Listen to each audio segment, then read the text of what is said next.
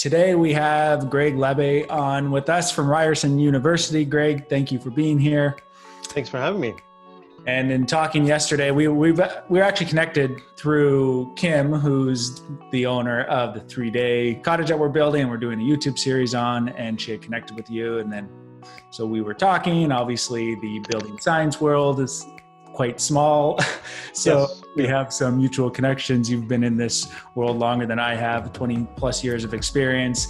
And I'll let you share some of your experience, but we got a lot of really cool things to talk about, including your 110-year-old house that you did some work on. Yeah. And and the fact that you're in quarantine in that house with 4 other people and a dog. So we are living in very interesting times right now. Indeed. And I think this is quite timely. So maybe let's just start a little bit about what you do at Ryerson, and then we can take it from there, give people a little bit of background about your experience. Sure. So Ryerson's got a building science program. It's for usually professionals people who've already got a degree. So typically a lot of engineers, a lot of architects will take a master's degree and/or convert that into a PhD in building science. And I manage the building science lab. And the building science lab is basically where any empirical research gets done on, adding, additives to concrete, surface preparations, durability, water absorption of insulation materials, just physically testing any kind of building material. We've got one student who's wrapping up a study on 3 different air tightness sealing methods of sealing windows to the transition joint, including tape, caulking, and spray foam, and just comparing that in terms of air leakage. There's all of that. I mean, is he doing stuff like that together or like all separately? And no, yeah, we've got a bunch of windows and we're midway in the testing. She's going to do round 2 of the testing where we seal up the all of the brackets, like so add tape and/or caulking onto the bracket to see how that impacts, how that small step increases the air tightness of the building. So for instance, if you're the kind of person that just caulked the window in place and/or taped it in place, but didn't go over your brackets, well, how much extra air leakage is that in a window assembly? So they're doing a sensitivity analysis on that, including shims, cedar versus plastic. So yeah, that's pretty exciting. I know George Brown College is also doing another study on that, with a bigger study in terms of just using a lot more windows. But this is kind of the kind of real life research that the industry would probably be happy to learn. But yeah, I'm relatively new at Ryerson. And yeah, basically day to day I manage the lab, and they're vibrant students who are really eager to learn. It's a great place to be. So these students that are coming in to take the course, like what would they go on to do after? Actually, and then 2 questions: what are you doing now, since obviously everything's closed there? So where do they go, and what are they doing at this point, seeing how they can't go do a lot of this testing? Yeah, no, for sure. So right now, I've been going into the lab maybe once or twice a week, and there's nobody there.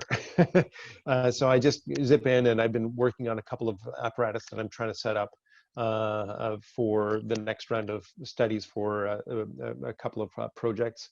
But yeah, generally speaking, there's not a lot going on right now in terms of research. But we do have some stuff that has been ongoing, but it's kind of on the back burner. It's simmering. It's not on the front burner. So the students that graduate, they typically go on to work for engineering firms or architecture firms. Somebody who is pushing energy efficiency in the real world, and/or testing and verifying. Those are the 2 sort of things that happen. There's either the design work and planning and calculating to make sure that the building is going to meet a certain threshold, and then there's the so that's the QA, and on the QC side, the quality control side, you've got people who actually go out in the field and test windows. They'll test brick, brick ties to make sure that they're not leaking a bunch of air. Yep, all that kind of testing. So the students really will go to those two camps, either on the QA side, on the planning and calculation front, or on the testing front. So If I, yeah, sorry. yeah, Actually, go at the second point of the question before I yeah, go on. no. Well, yeah, what are you doing now? Like, how are you able to test all that stuff? Yeah, no, for sure, for sure. I mean, the engineering firms, their work goes on. I mean, a lot of the any big construction project that was going on prior to COVID is still going on. You're just not allowed to start new projects. Is the story. So there's still quite a bit of construction going on, is my understanding. I know a number of engineering firms that I've received calls from in the past couple of weeks, even today, just asking about students and their capability.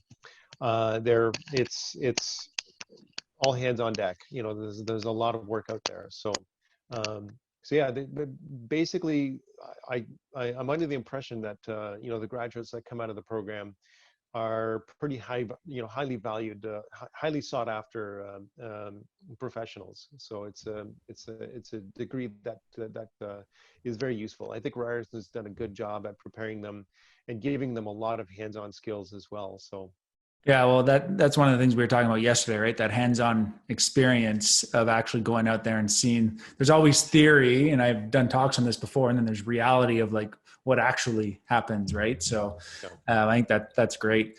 Before we go a little bit further, I don't know where your mic is. Is it in your? No, I've got it here. Is it doing some weird stuff? Or? I think it's just when you move. I think it just might be hitting your jacket or something like that. Just sorry. Okay, I want you to be animated, but not too animated. So this testing. So I'm always interested in that because one of the things that comes up in my world is a lot of people have been doing the same thing the same way for a lot of years. Right. So for example, you mentioned like testing brick ties, right? And if there's any air leakage, like if we have to change that, I feel like there's always a very slow process of getting these trades to change whatever it may be, right? Smaller changes are easier to do. But these tests that you're doing, are you coming up with solutions too? And then are you seeing some of those solutions being implemented, whether it's through new products or through companies that are starting to implement them, or like what's coming of this testing that you're doing? So yeah, it's interesting. Like you said, there's a lot of inertia, and I think that a lot of times it's just that the tradespeople have not been made aware of why it's important. And I think that once they get it, once they've been told why it's important to the builder, it's usually not an issue. They'll change their habits, and certainly following up with them and making sure that they're clean. It's only in testing that we find out if the quality is actually there or not in terms of long-term performance. Because as when you're when you're looking for some kind of a performance designation, that building needs to hit certain thresholds of performance. And if the components aren't performing according to the specification, you could have spent so much money, like Passive House. It could be very elusive in the final strokes and prove, really detrimental in terms of labeling, the final label deficiency for the building. And so we want to do all in our power to sort of make sure the trades are on board early.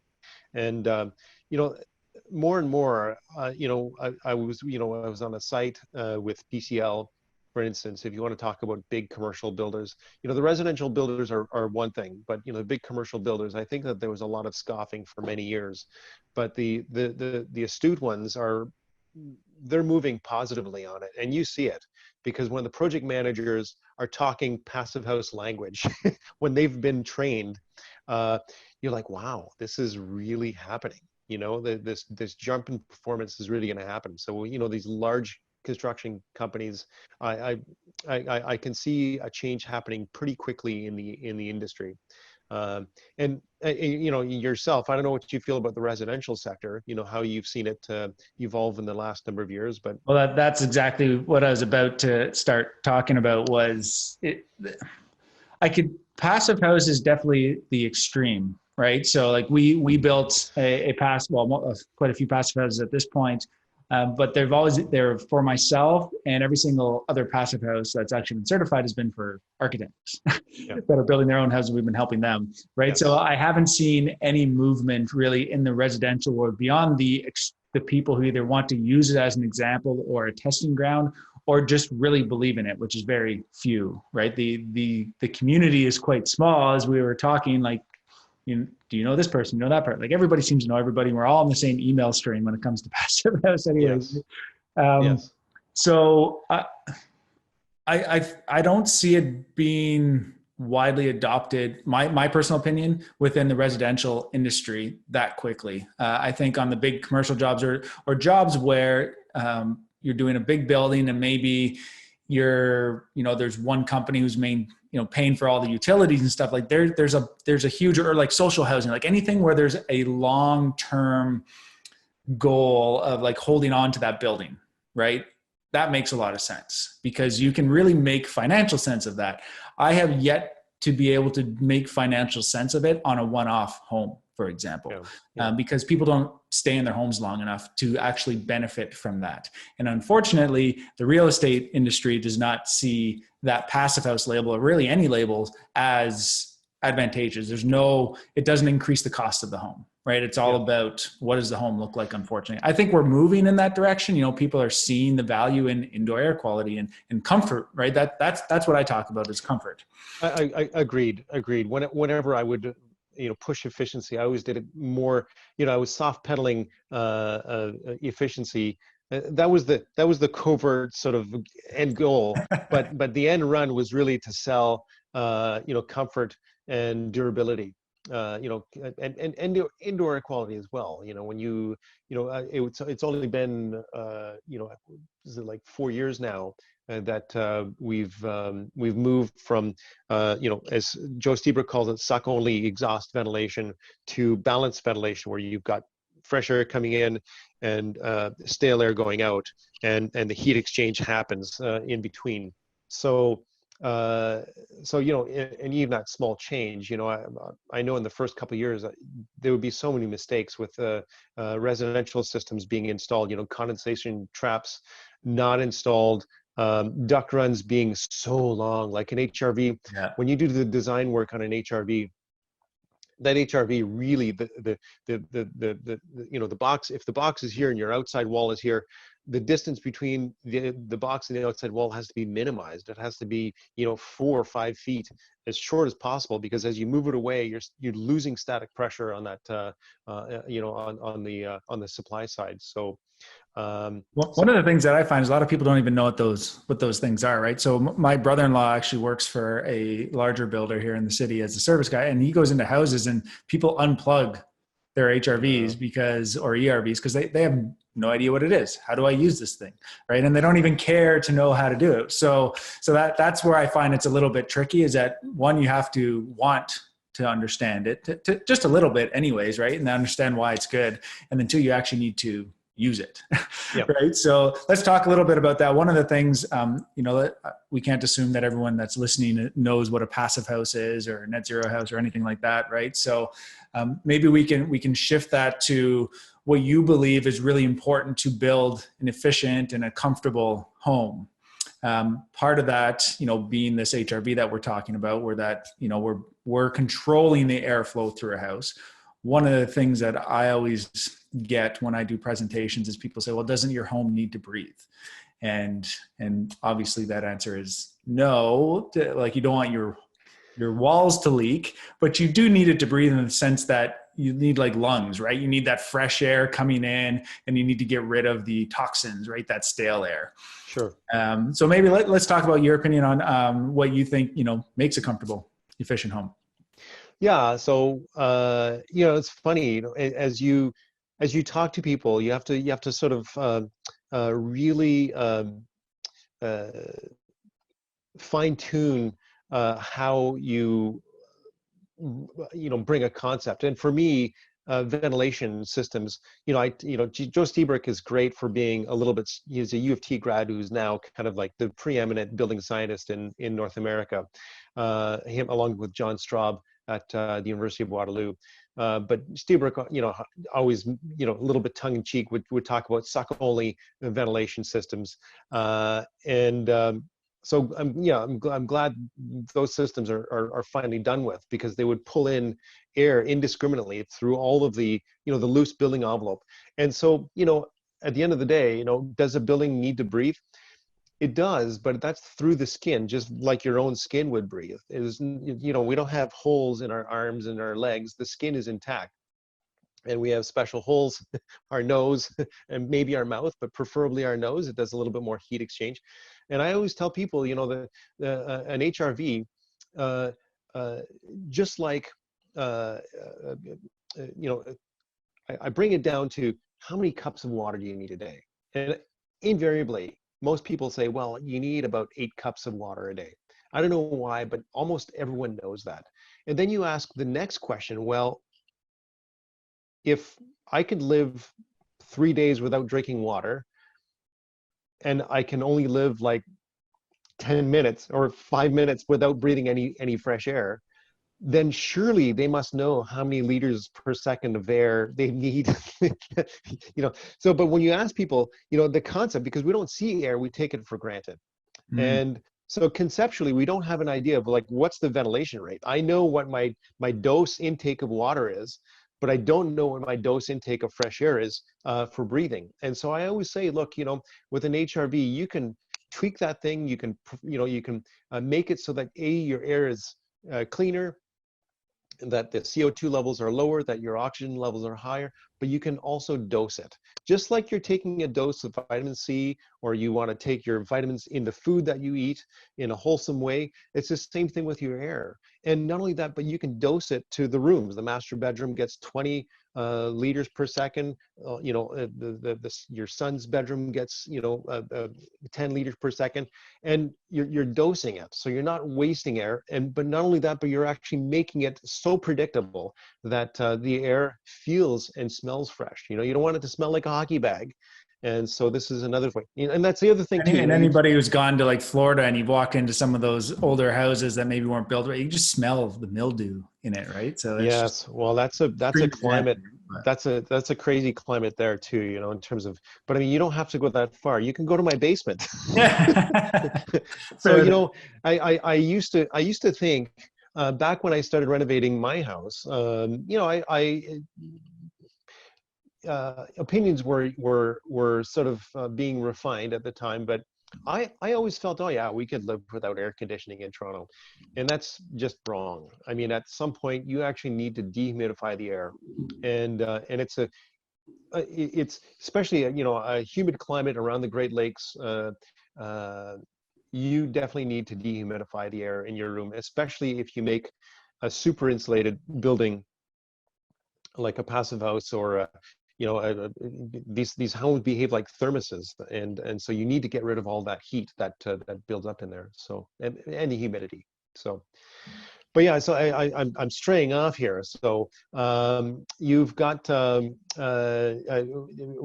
else were we going with this conversation in terms of you'd mentioned what makes a home so what else makes a home? So we're talking about bringing that fresh air, right? So we want to talk about what makes a home comfortable, what makes a home efficient. I think one of the things that we haven't really touched on, a good example, I like your example of the skin. Like your skin needs to breathe, but it doesn't need to breathe like your lungs breathe, right? Like how you get oxygen. So I think that's a great example. And I made a note of that, so I can use that as an example later. But I think as part of that, one thing that you mentioned as you were explaining, hey, breathe through your nose is you have that heat exchange, right? Yes. So that's what this system is doing. So there's a calculation, I think it's still on our website. It's a blog post did quite a while ago, actually. And we did there's a calculation you can do where if it's like minus 25 degrees outside and you have your thermostat set to 22 and you turn on your 1000 CFM crazy range hood that you might have put in your kitchen renovation, essentially all that air needs to come from somewhere, right? So what this calculation does is that, well, if you turn that fan on and it's minus 25 outside, that air is being sucked into your house from somewhere, right? It's coming through your walls, through all those leaks, and it's coming in at minus 25 because it's not going through this heat exchanger where it can precondition that air. Yeah, and adding insult to injury, now the building code, like I said, there was a change, 4 or 5 years ago now, actually probably more, where the ventilation rates, if you installed any mechanical device that exhausted more than X number of CFM, like a 1,000, that's 1,000 CFM range hood, you needed to make up for that loss of air, especially if you had a fireplace. So like an open face fireplace, something that was non-airtight, something that would have the potential to backdraft. And the building code, the ventilation system, you had to include a hole in the wall in your basement, typically with a big electric heater. Okay, so now you had to temper the incoming cold air. So if you thought that it was efficient for you to make a wood fire in your open face fireplace, your Rumford stove or fireplace, and cook cook an omelet, blowing 1,000 CFM, you're wasting so much energy. And it's brutal. And it's not only the amount of energy in the air, it's not just the temperature of the air, it's the humidity in the air. Because in the wintertime, typically in Toronto, in our climate, or in Ontario for that matter, it gets dry in our houses. Mm-hmm. And so you pay to have heat and humidity in your air. Otherwise it gets too dry. But if you're venting it all out, guess what? You're sucking in cold, dry air from the outside, and it's going to behave like a sponge that then just absorbs all the humidity from your lips, your hands, and yeah, I think things get it goes downhill from there. So yeah, what are some of the things? So you're living in a 110-year-old house, right? And you've done some work to it, and you were explaining some of that work yesterday. And now you can probably walk around different parts of your house and be like, okay, well, I did it.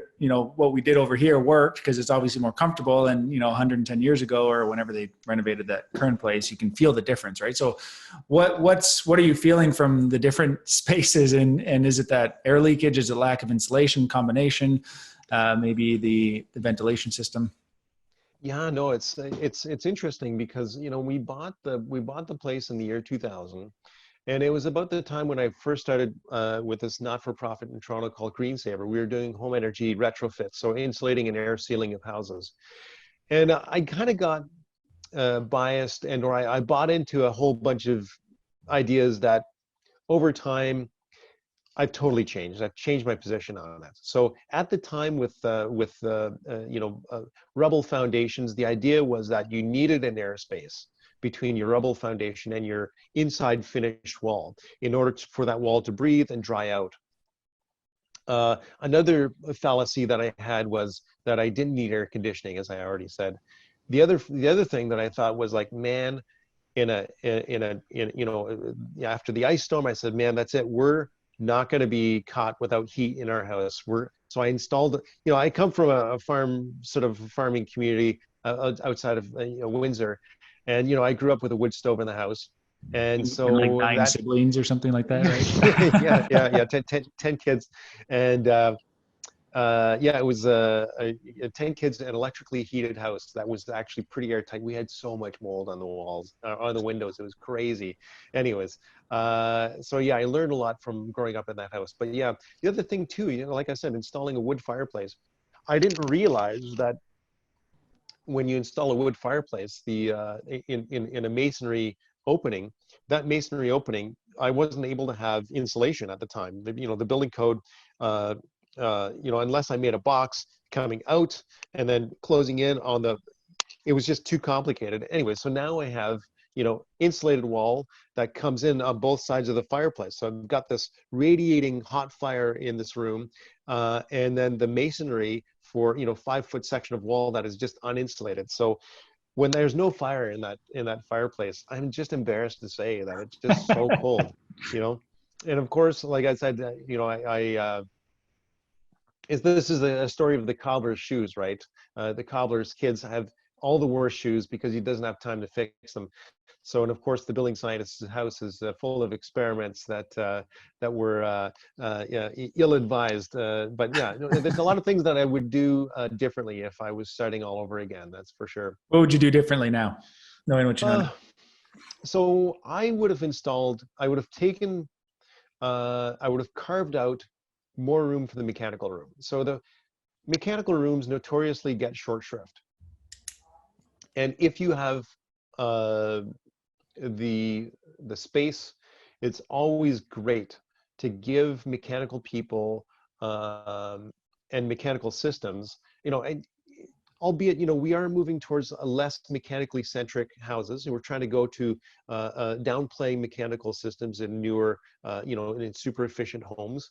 But the truth is that in most houses, you know, most of the houses that I would be going to here in Toronto doing diagnostic work, they're all big mansions, you know, with boilers that have a snow melt system for the driveway, and it's just like, oh geez, man. You know, a lot of my bread and butter when I was doing consulting was more about helping people with a lot of money fix ice damming issues or condensation issues or backdrafting issues, you name it.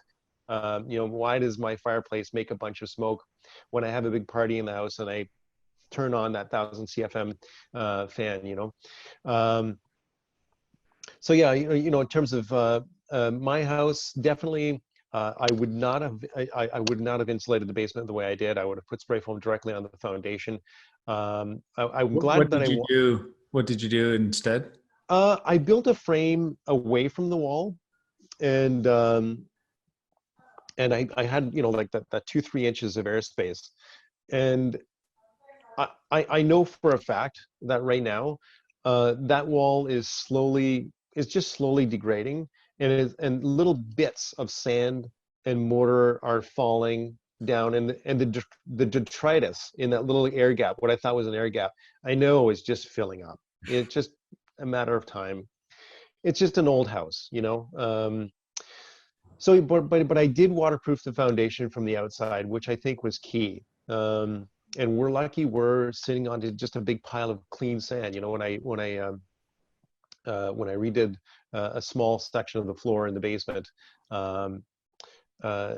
you can see the sand, undisturbed soil. You can see like a nice wavy pattern in the sand, you know, of, you know, thousands of years of just water flow at some point carrying, right. You know, anyways, it was pretty organic in its in look. But yeah, there's a lot of things that I would change. I would have put in, I would have plumbed in an HRV. You know, the problem is that I only did half the house, the main floor and basement, and I thought, oh yeah, we'll do the second and third floor later. But the problem with that, you know, and this is something I would tell builders, whenever you get a chance, try to do the whole house. Don't do the one floor. You know, it just leads to too much of a mismatch. Like I was saying the other day, my fireplace goes on, and my thermostat, which is the control to the furnace, the fireplace lulls that thermostat into complacency. Says, oh yeah, this really warm in the house. Only got one thermostat. It's on the main floor, so it shuts off the heat to the entire house. Right. So the main floor bakes, and the basement, not so much the basement, but the second and third floor are just freezing. So, anyways. That's always a tricky part, right? Is finding a way, and that's one thing that we work with too. Is how do we keep this as simple as possible, right? Because it's easy for people who like this stuff, who are interested to turn their house into a test project and to see what works and what doesn't work, and then advise other people, right? But at the end of the day, the majority of the people are not like that, and they just want to be able to flick a switch or set the thermostat to a certain schedule and forget about it, right? Set it and forget it. And to some extent, you know, how many times have I heard, you know, I want a maintenance-free house.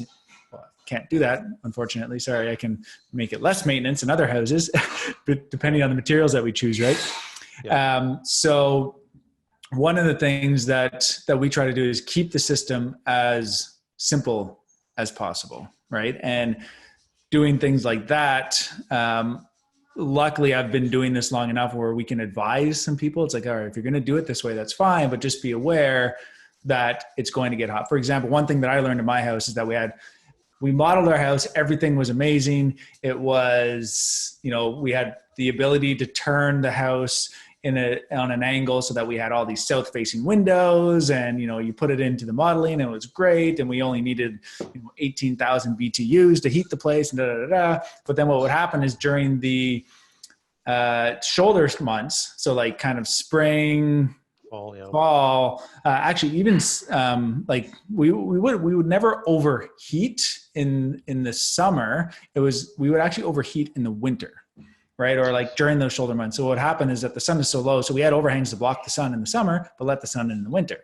Minus 25 outside, but we built the house so well, all that heat's coming into the house, and now we're like plus 25 inside, and we can't turn the sun off. You know what I mean? Yeah. So those are things that we advise, right? So that's why we kind of design for comfort. I'm less about positioning it perfectly. It's more about, let's design it so that it's going to work for your lifestyle. And I like the idea of the mechanical system personally, because then that's what you can control, right? So put a decent system in, put a good ventilation, think it through. And maybe that's where I want to go next is what's your thoughts on planning, right? Just putting a little bit of extra time into planning, which is so easy to just trying to, and I'm actually really bad for this, just jump into something. I like the bull in the china shop, right? And just, we'll figure it out while we're going, right? Yeah. But how important is it to plan properly for anything that, whether it's a renovation or a new home for that matter? Yeah, it's funny. I was listening to an interview with Naheed Nenshi, the mayor of Calgary, on the radio, and it just struck me. I had a little eureka moment there, which the interviewer said, well, so like, how do you have time to do your planning, or how much time do you spend planning? And he just answered the question. He said, I spend 30% of my time just planning.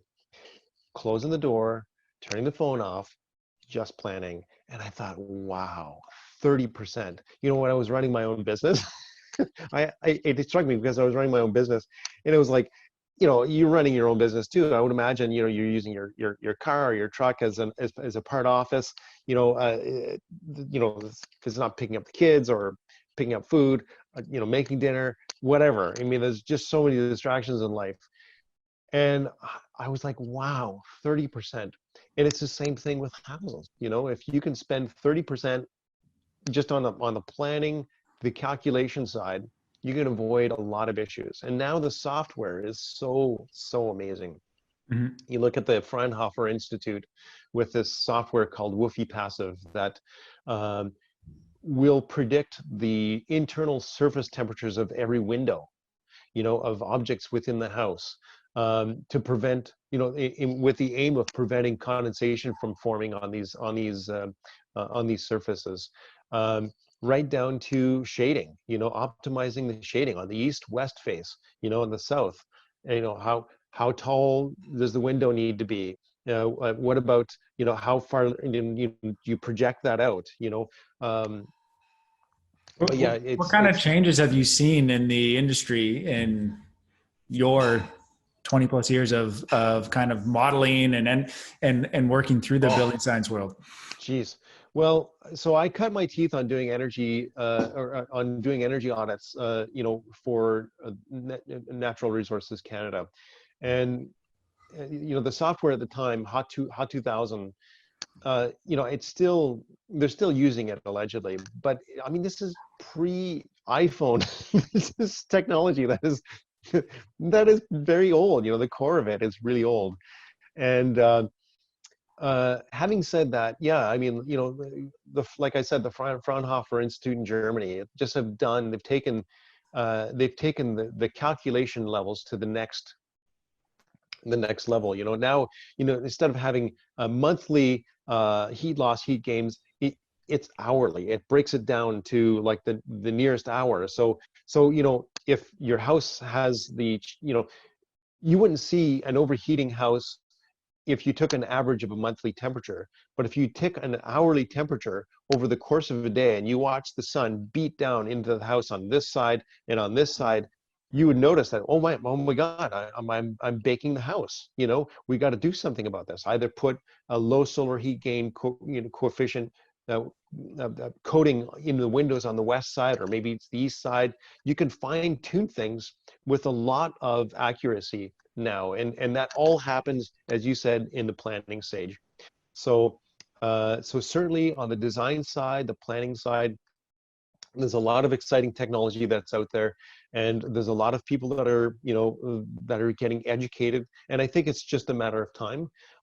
You know, we talked a little bit about, you know, I think the residential sector is a sector like the Part 9, you know, low-rise houses, single-family detached, or even semi-detached homes. Um, I think that there's definitely a lot of cowboys, but there's a lot of really passionate builders out there, like yourself, who are really pushing the envelope. Um, so yeah, I remain hopeful. You know, it's a, I think, yeah, there's a lot of really good stuff, and you know, we've carved out a nice little niche for ourselves. So you know, people are reaching out to us for the most part. You know, are reaching out to us for specific reasons. But even still, I still have a lot of conversations where like we don't do design in house, right? We don't do modeling. Like we build. We understand what it takes to make sure that we can hit that passive house down, right? To hit the air tightness that we need to hit, and to work with whatever the R values are, and we'll figure out a wall assembly with you and your architect and designer. But one of the things, you know, this is a show to the designers and the architects out there, like they're worth, in my opinion, they're worth their weight in gold, right? It's so important to have somebody who is willing to put the time into it, right? But it comes at a cost, right? of And course. that's what I think people shy away from. If you're going to hire the architect or the technologist, the designer who's on the lower end of the spectrum, don't expect to get the same amount of planning that you're going to get from an architect or somebody who's going to put in that extra time required to, whether it's even just for aesthetics, but also for the performance and the efficiency of the building, right? I Absolutely. think it's worth every single penny for Yep. for a good designer, in my No, opinion, right? I Should not totally be agree. I priced mean, at that cost. I'm fortunate. I had a chance to work with a lot of uh, you know, very progressive builders, and very forward-thinking architects. You know, the firm here in Toronto, Solaris, they just do a lot of good work. You know, the houses they tend to build, and I've seen them really sharpen you know, their method over the years, really hone their design, and it's lovely to see. You know, I think you kind of mentioned it early on. You know, right now, I think my estimation is that high performance houses are really, it's kind of a one, it's almost like I'm ashamed to say it, but it's almost a 1% thing, you know, where really they tend to be people who care about the environment, but also have money and are willing to put their money where their mouth is. It's almost like And I say it's the 1% of the 1%, right? It's the people who can afford it, yeah, but then the people who actually care to do it. yes, yes, no, it is, that's very true. That's very true. Which kind of sounds like there's not a lot of high performance houses being built, and it's, and truly like top of the, you know, there's not a lot of them being built right now, and but it is, it's like the COVID virus. It starts off slowly and it will grow exponentially. Exponential growth. That's, we're looking for an R of 2.5, you Yeah. know, and So we do have a question here from Roy Kim. He's saying HRV makes total sense, but he hears that HRV and ERVs don't balance pressure inside versus out. For example, the strong kitchen fan will cause imbalance. Is this true, or if it's even negligible? So I'll let you. I have my yeah, opinion on that too, but I'll I let mean, you kick it back. there's a little bit to unpack there. So number one, yeah, you can, so with a bolometer, you can actually go and you can, you know, providing that the adjustments are there, and usually you design a ventilation system with dampers in place where you can dampen and or open flows, so that you're getting, again, that dosage of fresh air going to each room, going to each occupant specifically. You have somebody in mind, and you really want to try and balance the system. But I mean, ultimately, the question is valid. There can be small imbalances that remain, and especially if there's nothing. The HRV will not overcome 150 CFM kitchen range, let alone 1,000 CFM range. So certainly that is the case. To which I would say, well, if you're installing do you need necessarily that kitchen range to be that big? And if you're using, if you're serious about indoor air quality, then that means you don't install a gas stove. I was just reading in the newspaper today about particulates in nitrogenous particulates in houses from gas stoves. It's not a good thing, especially for kids. Not to mention CO2. Yes, an extraction at the source works, but you're only capturing a fraction of it.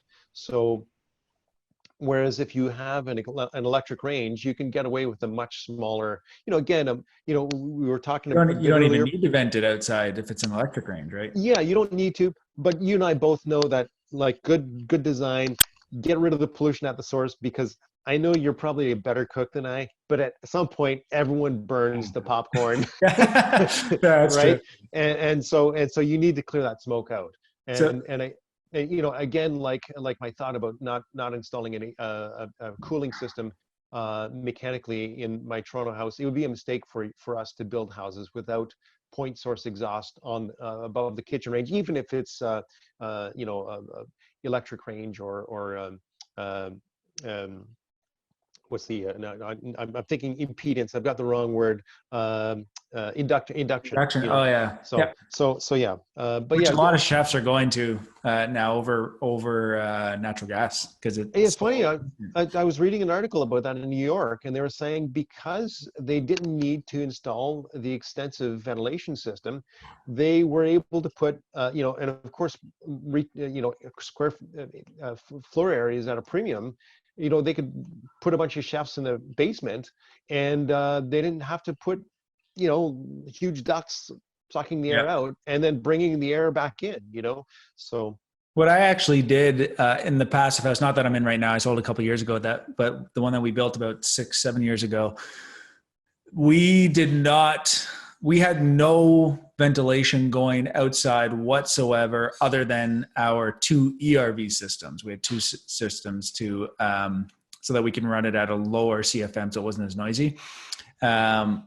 What we ended up doing at our kitchen, so we had an induction range as well, and we had a charcoal filter, but we don't do a lot of greasy cooking. Like we don't really do any of that. So we weren't too concerned about somebody who might like to do more frying or whatever it may be. I'd still recommend maybe ventilating that outside for exactly what you were describing. Yeah. Well, we ended up doing those. We did have a booster switch connected to our ERV system. And we vented, so the range hood would go up through a charcoal filter, and we just ran it out the side of a cabinet. And then right there in the ceiling is where we had the intake, right? Or the exhaust that would go through it. And so we could hit the booster switch if we needed to. And we also, our dryer, so a dryer is another thing that people don't think about. Like if that's blowing outside, that's sucking air from the house and blowing it outside. We put a condensing dryer in, so we didn't actually have to vent that outside. And then we had no bathroom fans because we had a dedicated ERV with booster switches. So everything that went out of that house was balanced, which we had balanced as long as nobody messed with any of the dampers which I'm talking about. But it was balanced, and we had booster switches. And I remember specifically, we went to Florida for like a 3-month period. I was traveling back and forth, but every time I came back, when I walked into my house, it smelled like fresh wood. It was amazing. That's beautiful. Right? And that's something that you can't really sell. You have to like experience it to know what I'm talking about, right? And that's like the comfort, that's the indoor air quality, that's the health that is really the advantage of just building. We went to the extreme passive, but we can do that without going to the extreme passive, right? Sure. Just with a little bit of planning and, like you said, and a little bit of thought up front. Yep. For sure. So we're already going on almost an hour here. We'll probably keep going. That time's flying. Yeah. What I like to end a little bit maybe is on the renovation side. So I think it's easy to plan and design a home that is a blank slate, right? We have an empty lot. You can build the house. You can do all the installation detail. Like you can do that. But I think the bigger concern, in my opinion, right now is all of the houses that are already built. Yeah. You know, we've been involved with some research project with NRCan, with some prefab work, right? Exterior retrofits. But what's your opinion on what's coming down, or what could be helpful for those retrofits, or what could people be looking into, or maybe some steps that they could do, in your opinion, to improve their 110-year-old home, or even 20, like I'm in a 20-year-old home right now, and there's a ton of things that I'd love to do to this, right? Because anyways, I won't get into it, but either way, whether it's a 20-year-old home or a 110-year-old home, you know, what are your suggestions on where people should begin?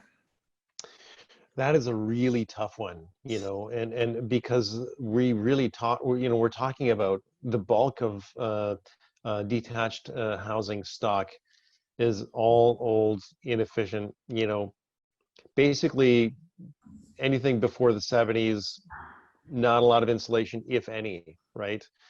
That's a lot of housing stock. So, you know, think of the M postal code, any old postal codes in the city where you are, those are all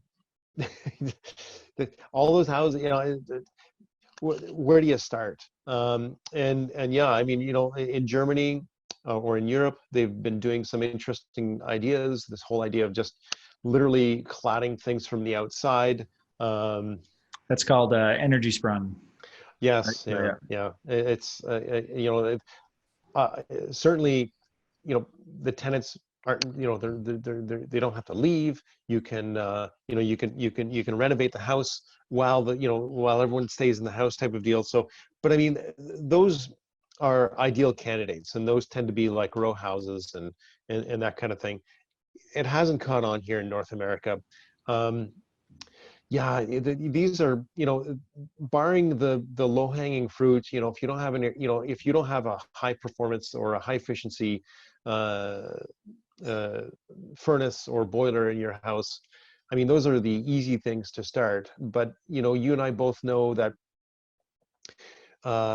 you know, a bad performing house needs a huge, just like a big, you know, a big motor in a car, you know, like if you've got an old, you know, back in the 70s, you had an 8-cylinder heavy car that, you know, uncarbureted carburetor, you know, or sorry, I with a carburetor on. Now everything's fuel injected. It's a 4-cylinder. The car is a lot lighter. So in other words, you match the size of the motor to the weight of the car, or in our case, we match the furnace to the size of the house or the heat demand for the house. And the more efficient we make the building envelope, the smaller furnace, the more diminutive we can make the mechanical systems. So really, if you do anything to the building envelope, your first priority should make the building as airtight as possible, because usually prior to the 1960s, most houses could stand to become a lot more airtight. You know, we're talking, you know, 7 to 16 air changes per hour, which is a huge amount of ventilation, and you're nowhere near the threshold where you're going to make bring your house to a point where it'll be producing mold or you know, with, you know, making the air more toxic. So certainly investing in the building envelope first, and making the building more airtight. And then once you've done that, whatever you can afford, finally, you know, put in the most efficient heating plant that you can possibly afford. Installing, you know, quiet exhaust fans, point source ventilation, super important. Yeah, until we have some kind of you know, program that does comprehensive retrofits, it's really hard to come up with a one-size-fits-all approach to retrofitting houses, you know. I think what it really comes down to, and similar to the way I explain it to it's coming back to the planning, right? If you want to make your home more energy efficient, plan it out properly. Don't just, sometimes starting with that lowest hanging fruit, like you mentioned, isn't going to help you, right? Because if you change your furnace and you put a more energy efficient furnace in, but then you decide to add insulation and change your windows later, well, now your furnace is going to be oversized. The one thing I would add to that, when we spoke about architects being, worth their weight in gold, like good architects, somebody who can plan it properly. I would say the same about energy advisors. They will come in, like I would have your house modeled before you choose your furnace, because a lot of HVAC companies will come in and just say, well, based on your house's age and how big it is, you need 96,000 BTU furnace, which could be oversized for what you need, right? We go into a lot of houses, we do additions. The addition is done really well, and we put triple glazed windows in. They don't necessarily tackle the rest of the house, but as part of that, we actually end up having to change their heating system just because maybe they have a 25-year-old heat system or something like that. We actually end up being able to put in a smaller heating system, even though we increased the size of their home. Yep. Right. Yep. Partly because it just wasn't sized properly to begin with. Just to give you, so that could save you some costs as well. And ultimately, then you don't have short cycling issues where, your main floor heats up too quickly and then the far room above your garage doesn't. And anyways, we can go on and on and on. So we got another question here from John Anderson. He says, who do you suggest in Ottawa for testing, border test, etc.? I can answer that. We've been working with HomeSol for a long time, but I also recommend Mark Rosen of Building Energy. He's great to work with too. So both those are kind of the two people that I've been working with, but there's a ton of other people as well. But those are just the two that I've been working with. I don't know if you know anybody else in Ottawa that. Yeah, I mean, Enviro Center, right. Ross used to work for Enviro Center, Greg Furlong, all those guys there. There's some good talent there as well. So no shortage. And I'm glad you mentioned energy auditors. It makes there's a lot of talented people out there, and that's their job, is to help you, the homeowner, make an informed decision on what is your priority list in terms of upgrades. Right. Well, this has been great. Like I said, I could keep going. Any parting words of advice for our listeners, or a message, or? I guess to your audience, thanks for sharing your audience with me. I would just say, I think you've nailed it. Energy auditors are worth their weight in gold. A lot of times they're subsidized. But yeah, plan. Spend. Anyone who wants to do something quick and dirty and install the furnace that's on the back of the truck, just say no. Take your time. Even if your furnace has been tagged in an outage or something like that, try to resist. But yeah, good luck to everyone in these coming weeks as hopefully we see the economy open up again and everyone stay safe. And if you do have any questions, send them our way. We'll answer them. And if we don't know the answer, we'll reach out to people like Greg here and find the answer for you. Lovely. Thank you.